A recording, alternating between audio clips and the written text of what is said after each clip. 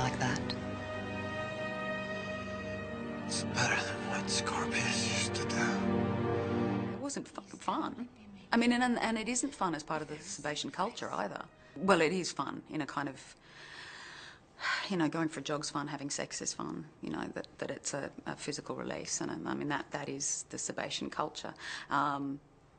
So in a way, that makes it even less of a moral issue for her, because no sense of, you know, am I infringing on something romantic here? It was just, and I don't think she'd have had that. If she'd been human, I don't think she'd have had that worry either.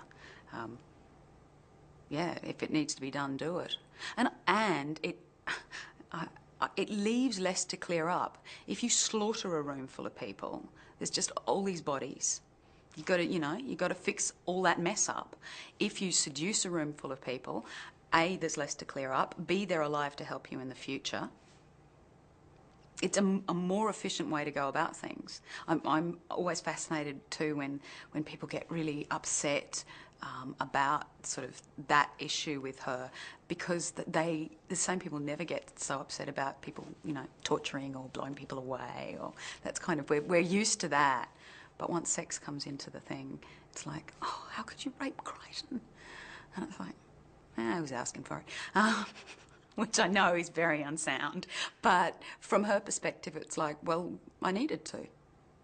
And I don't even think for her there is an issue like rape. I mean, it's not a word that would even have currency, probably in the Sebacean culture, and certainly not for her. She wanted information from him. She could either get it by, you know, torturing him vilely, grabbing somebody that he loved and torturing them vilely, or using this, which up until Crichton had a 100% success rate and got the job done easily, you know, and was relaxing, you know, made for a good night's sleep. My interrogations are much more agreeable than Scorpius' methods. What a fantastic way to get information out of people and manipulate them to do what you want. From her perspective, I'm not saying this is my, you know, these are my life choices. Even if these chimerical wormholes of yours had some military value, now is not the time to provoke the Scarrans. The very existence of this project imperils a truce. The very idea of a truce imperils every Sebacean. I think she found him extremely annoying. You know, politically, he was in her way and out of control. Personally, he was just messy. She was aware that he was pretty good at what he did. And so the messiness was kind of something to be used and manipulated if possible. But yeah, annoying. You know, there is something in my way. What can I do about it? You think Scorpius is the brain. Go on. Kill the half-breed genius and ruin everything. I don't think she had a great fondness for the fact that he was multiracial.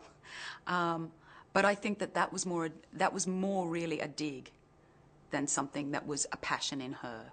She didn't hate Scorpius because he wasn't pure blood Sebacean. She just knew that that was a chink and that was an insult, and that was something that might manipulate other people to dislike him or distrust him. Therefore, it could be used. And to prove my goodwill, Braca?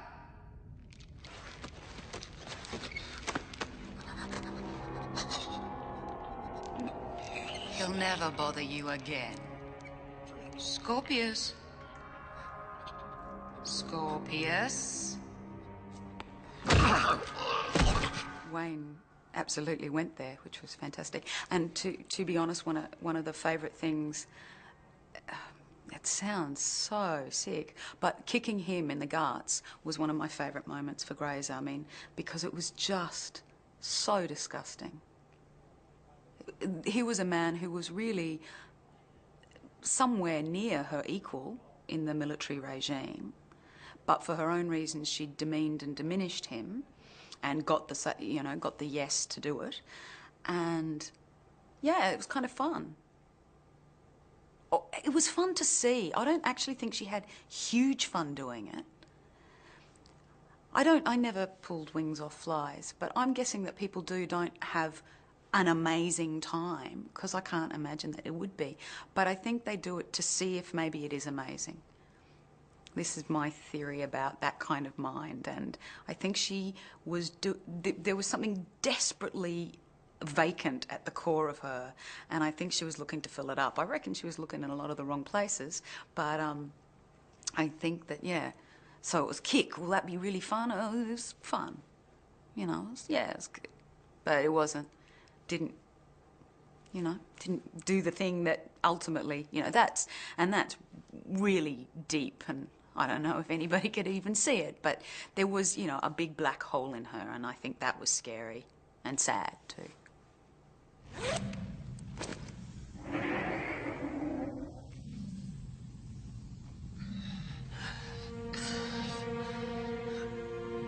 Mum! Captain, that was the best ever. You continue to amaze me. I'm glad I could be of service. Grazer's relationship with Bracker. Useful. And I don't think she underestimated him as much as anybody else did. I think she's seen what his game is, which is he plays low status. He plays, the game he plays is by the rules, which is nonsense. And he's done this incredible journey from second in command here, up the ranks, sliding from one person to another. Brilliant. Don't do this, Bracker. I made you. No, I made you. So I don't think she underestimates him at all. I think she demeans him wherever possible, because that's actually better to keep him off balance, keep him shifted. I think Grazer demeans people also in the thought that it might be fun, but it isn't usually that fun. But yeah, I think she doesn't underestimate him. I think she's quite well aware that he could be working behind her back, for example. We've got to stop her. She's organising a peace initiative with the Scarrans. They're using her. They'll agree to everything, then betray us when their forces are battle-ready. I don't think she 100% knows, but I think that's a pretty obvious possibility. He says his loyalty is to the regime, but that's nonsense. Well, from her perspective, it is anyway. I mean, David might tell you that Bracker is a loyal Sebastian, but from Grazer's perspective, she knows the game he plays. Bracker, does it bother you what has happened to Scorpius? No. We won't need a squadron. We'll go to the planet together. Rebecca's relationship with David is that I adore him, and I loved working with him, and we had pretty stressful working situations because our set was built, so we did early in every episode that we were in, because it was like, what can we shoot? Oh, that's built. Okay, we'll do those scenes. And he was terrific to work with. Can you hear me? It's Grazer. Report. I hear you. Crichton is on board Moya. According to reports, Moya now orbits Crichton's home planet. Where is this planet? Unknown. We traveled through a wormhole to reach it. A wormhole? Yes. Are you certain? Yes. Do not seize Crichton yet.